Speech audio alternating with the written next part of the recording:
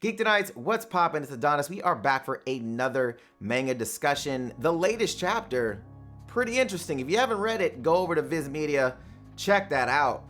But Moro versus God Vegeta. This gets interesting.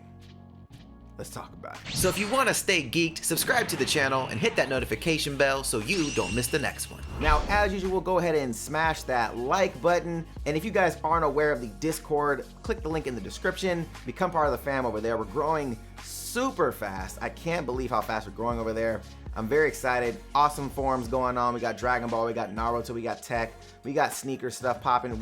It's growing and it's so much fun. So if you guys want to chat with your boy and build more in the community, head over there, man. Have some fun. But we got to get into this chapter because there's some really interesting things. We'll get to the fight close to the end of this video. Let's talk about Vegeta first because there's some things in this that just elevate Vegeta to another level as usual. Now, if you guys been following this channel for a while and my Dragon Ball content, you'll know that Goku is my favorite character, but I've stated on multiple occasions that I still believe Vegeta is the best and most developed character in the series. And this manga chapter just takes that a step further. Now, we're not gonna go over every single panel, but the panels that matter to me around Vegeta, specifically when he speaks about Namek, is so telling to where his character has come. So when Goku and Vegeta finally catch up to Moro, it is on the new planet Namek. Now, since Moro's been in prison, he heard about Frieza trying to go to Namek to get these Dragon Balls that grant any wish. Ironically, he didn't hear anything about the Earth Dragon Balls, but nonetheless, they are on the new Namek. And the Galactic Patrol had no idea that these guys were still alive. They thought Frieza just eradicated them, obviously, but Goku kept it hidden well enough that not even the Galactic Patrol knew that they were still alive, which kind of tells how bad of a job they're doing. This is where things take a drastic turn for Vegeta's character in such a manner that it made me so excited reading this manga panel. Now, this seems like the first time we've seen an actual ability like the universal pull that the Diva Path of Pain used in Naruto, where he literally puts his hand out and pulls a Namekian out of a Namekian house, and he catches him in his hand. And while in his hand, begin to start to suck the life force out of this Namekian, essentially eating his energy. Now, obviously, this is the moment that Goku goes into attack, but before he can even attempt, Vegeta comes in out of nowhere, kicks the Namekian out of his hand, grabs the Namekian child, and essentially gets him to safety, which is crazy to even think that that's the first thing that popped into Vegeta's head. And the next line is so awesome, I need to read this, so I'm gonna read it right now. He said, "I have a troubled history with these Namekians. I did them untold harm. So no, I can't allow even one more of them to perish." This is Vegeta we're talking about right now. And all the while, Goku is sitting there like, who is this guy? Like, Goku is caught off guard so much by Vegeta. This moment to me was so dope. It was probably my highlight of the entire manga chapter. But we're not done. Now, Vegeta goes in with an attack in Super Saiyan and just can't really land a hit at all on Moro. And we knew that he was strong. He's not obviously Beerus level or anything like that, at least at the moment, but a Super Saiyan Vegeta at the level that he's at post Tournament of Power, post Broly movie. I haven't seen the Broly movie yet, so I'm not sure how strong he showed or what kind of strength he showed in that movie, but he's at a level where this guy is easily dodging a Super Saiyan that's the level that Vegeta is at. And keep in mind that this character is severely weakened at the moment. He does not have all of his magical powers yet. He's trying to gain life energy right now to get back to his level that he was before being sealed away into this prison. Now, still during this Super Saiyan exchange with Moro, Moro then does another type of Diva Path technique, controlling him and pulling him down to the ground,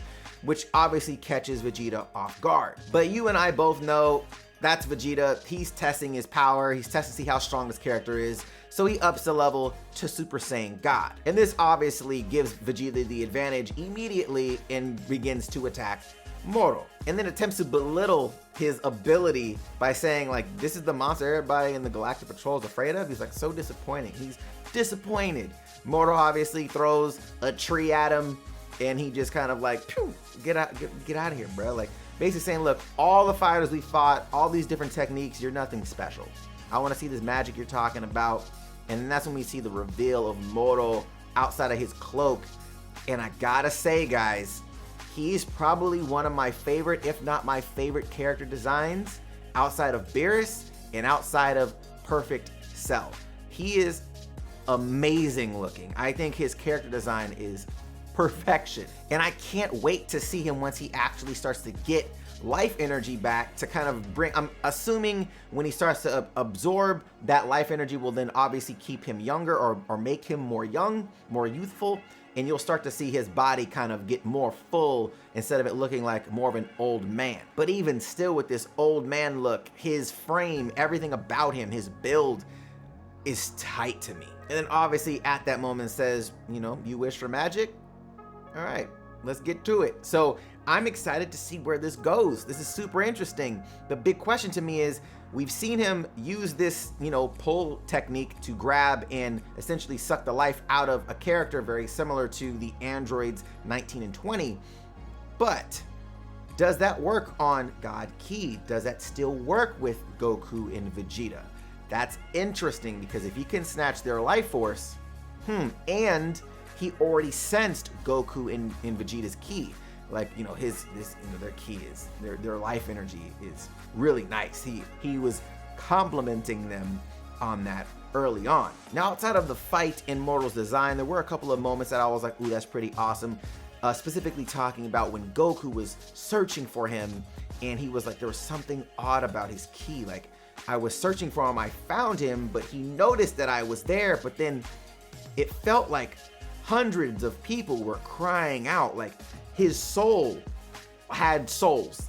He had some Shang Tsung energy action where he just had a whole bunch of souls in his body as life energy, and it freaked Goku out, which was a dope. It was just dope to see Goku like confused and terrified at the same time, but not terrified on strength, but just terrified on like, I've never seen or felt anything like this before. So currently to me, Moro he has the potential to be one of the best villains we have ever come across in the series. If they write him properly, he could be a serious problem, especially if he has techniques that they've never seen and don't really know how to combat. Not to mention with his Galactus vibes of eating planet energy and life energy. This could be a serious arc, guys, but I want to know your thoughts. What did you guys think about this manga chapter? Let me know in the comments down below. How do you think this fight's going to turn out? And do you like where they're taking Vegeta's character? Do you think his development is awesome? Do you think it's not as good as it should be? Let me know in the comments as well. And if you guys like the video, smash that like button and show your boy some love. If you're not subscribed to the channel yet, hit that subscribe button and have that notification bell turned on so you don't miss any future content. And if you're not a part of the Discord, link is in the description. I notify you guys there when I go live here on YouTube because, you know, YouTube doesn't like to notify you guys even though you're subscribed, but that's neither here nor there. Other than that, guys, if you want to check out my latest Dragon Ball content, links will be right here to the side. Till next time, guys, stay geeked.